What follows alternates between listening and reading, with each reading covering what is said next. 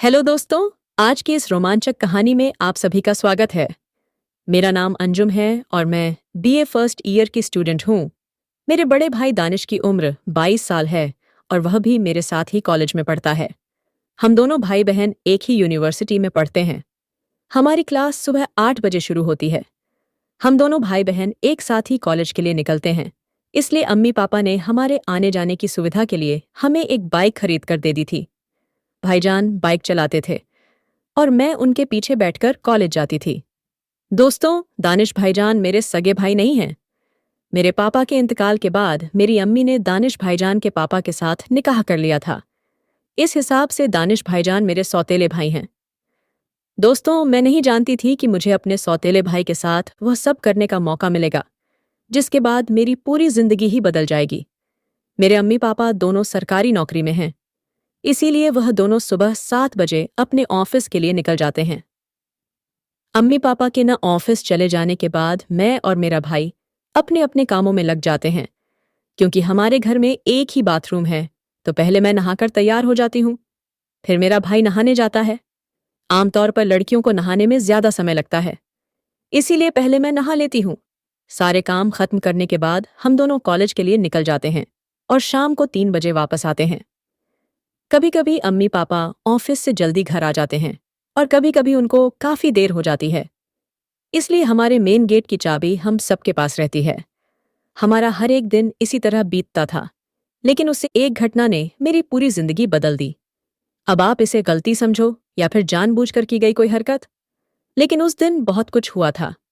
हर दिन की तरह अम्मी पापा, मैं और भाईजान सब साथ बैठकर नाश्ता कर रहे थे। नाश्ता करने के बाद अम्मी पापा अपने ऑफिस के लिए निकल गए।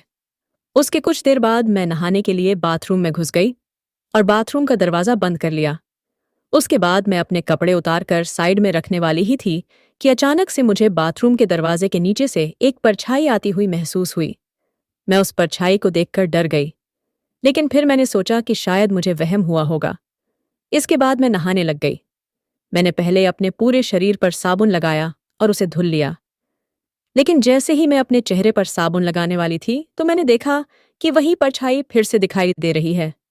इस बार मेरा शक यकीन में बदल गया और मैं समझ गई कि कोई मुझे नहाते हुए देख रहा है। लेकिन इस समय हमारे घर पर भाईजान के अलावा और कोई नहीं है।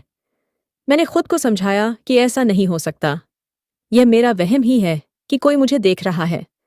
इसलिए मैंने इन बुरे ख्यालों को अपने दिमाग से हटा दिया और शावर चालू कर दिया। थोड़ी देर बाद मैं नहाकर बाहर आई और अपने कमरे में कपड़े पहनने लगी। सारे कपड़े पहनने के बाद मैं जैसे ही अपने जूते पहनने के लिए झुकी तो मैंने देखा कि भाईजान मेरे बेड के नीचे छुपे हुए हैं। मैं उन्हें देखकर चौंक गई। मैंने उनसे पूछा कि आप मेरे बेड के नीचे क्या कर रहे हैं। वो भी मुझे देखकर बुरी तरह से घबरा गए थे। वो हड़बड़ा कर बोले कि मेरी शर्ट का बटन टूट कर गिर गया था। मैं उसे ही ढूंढ रहा था। मुझे उनकी बात पर भरोसा नहीं हुआ।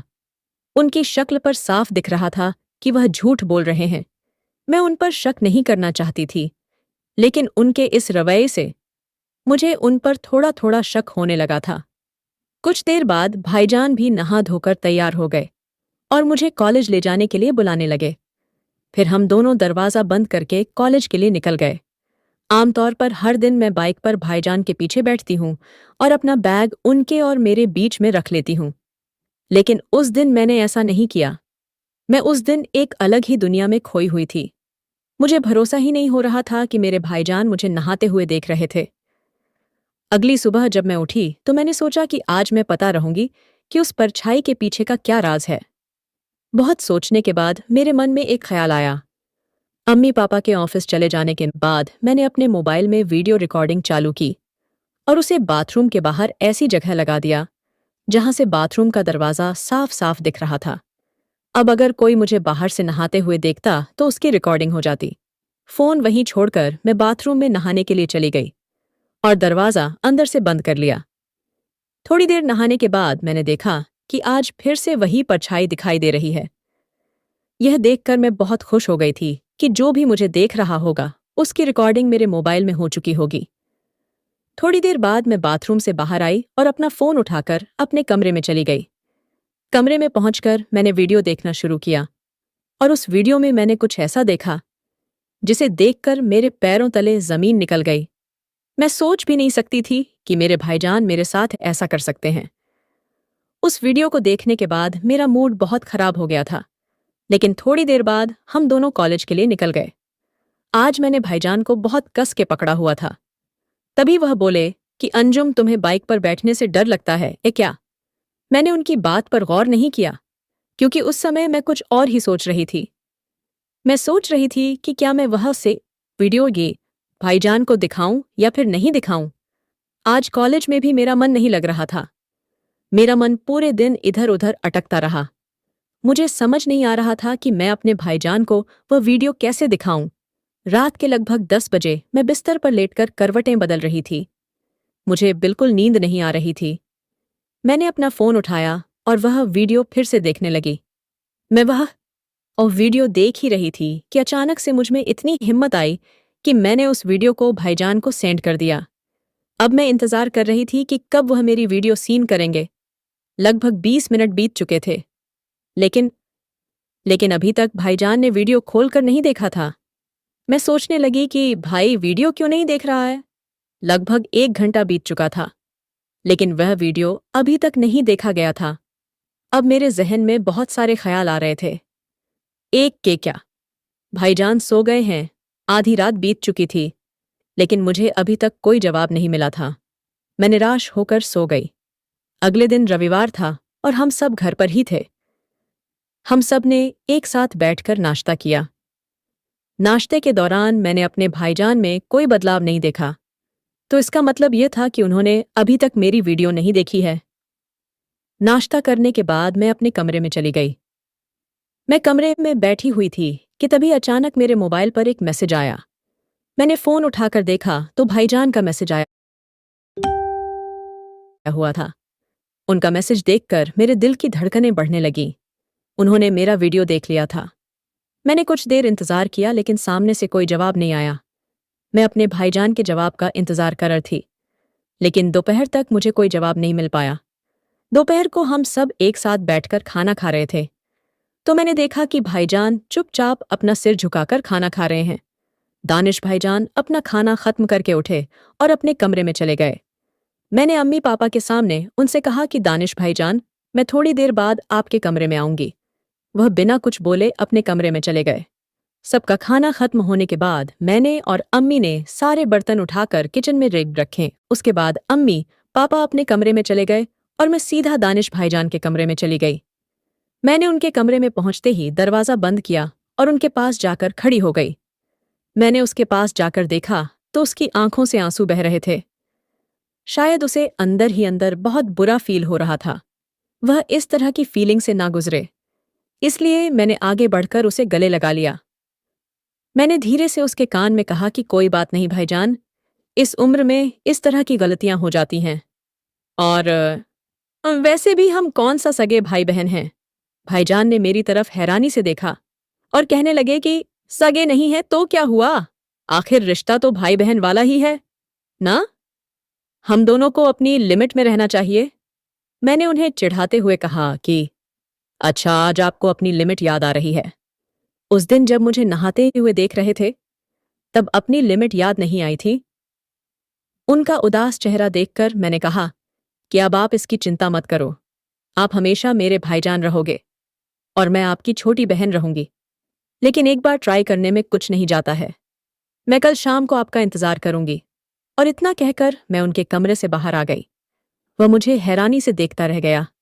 उस रात खाना खाने बैठे अम्मी और पापा के सामने मेरे भाई ने कहा कि कल हमारे कॉलेज में खेलों का आयोजन होने वाला है, इसलिए मैं कल कॉलेज नहीं जाऊंगा। पापा ने कहा कि यदि तुम कॉलेज नहीं जाओगे तो अंजुम को भी कॉलेज जाने की कोई जरूरत नहीं है, तुम दोनों घर पर रहकर ही पढ़ाई करना। मैंने दानिश भाईजान की तरफ दे देखा और उन्हें हल्की सी मुस्कान दे दी। मन खो किया भी मेरी तरफ देखकर मुस्कुरा रहे थे और अब उनका मूड भी ठीक हो चुका था। अगले दिन अम्मी और पापा के ऑफिस चले जाने के बाद मैं दानिश भाईजान के कमरे में गई।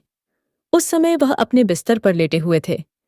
मैंने उनसे पूछा कि आज तुमने क्लास में जाने के बजाय सारा दिन घर पर ही रहने का प्लान क्यों बनाया? तुम ऐसा क्या करने वाले हो जिसमें पूरा दिन लगेगा? दानिश भाईजान ने कहा कि कल तुमने कहा था ना कि एक बार ट्राई करने में कुछ ऊश नहीं जाता है, तो बस आज मैं वही ट्राई करना चाहता हूँ।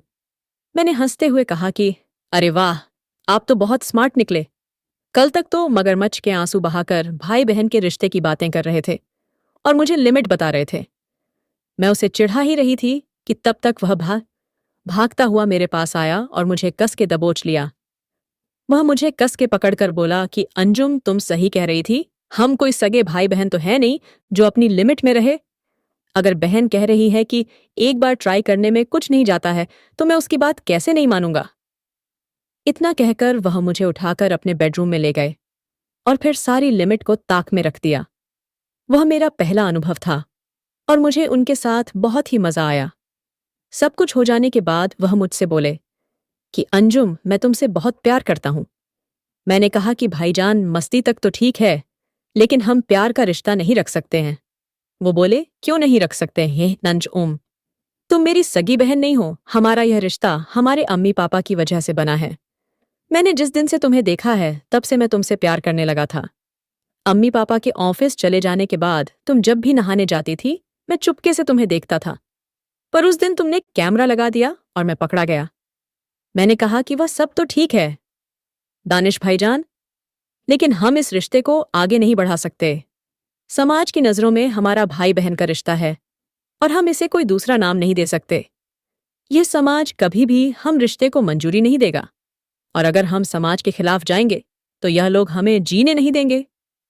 दानिश भाईजान ने मेरे पास आकर कहा कि अगर हमारा प्यार सच्चा है तो हमें किसी से भी डरने की जरूरत नहीं है, लेकिन अगर तुम चाहो तो हम इसे तब तक राजस रख सकते हैं जब तक सही समय ना आ जाए। अगर हमारे बीच भरोसा है तो हम हर मुश्किल पार कर लेंगे। कुछ दिनों तक सब कुछ ठीक रहा। हम दोनों ने तय किया कि हम अपनी भावनाओं को अपनी पढ़ाई और अपने करियर पर हावी नहीं होने देंगे। लेकिन प्यार एक ऐसा एहसास है जिसे छुपाना आसान नहीं होता है, और हम दोनों के साथ भी कुछ ऐसा ही हुआ। हमारे साथ कुछ ऐसा हुआ जिसके बाद हमारी पूरी जिंदगी बदल गई। तो हमारी जिंदगी में ऐसा क्या हुआ, यह मैं आपको कहानी के अगले भाग में बताऊंगी। तब तक के लिए आप सब अपना ख्याल रखना। ये ना आए दी।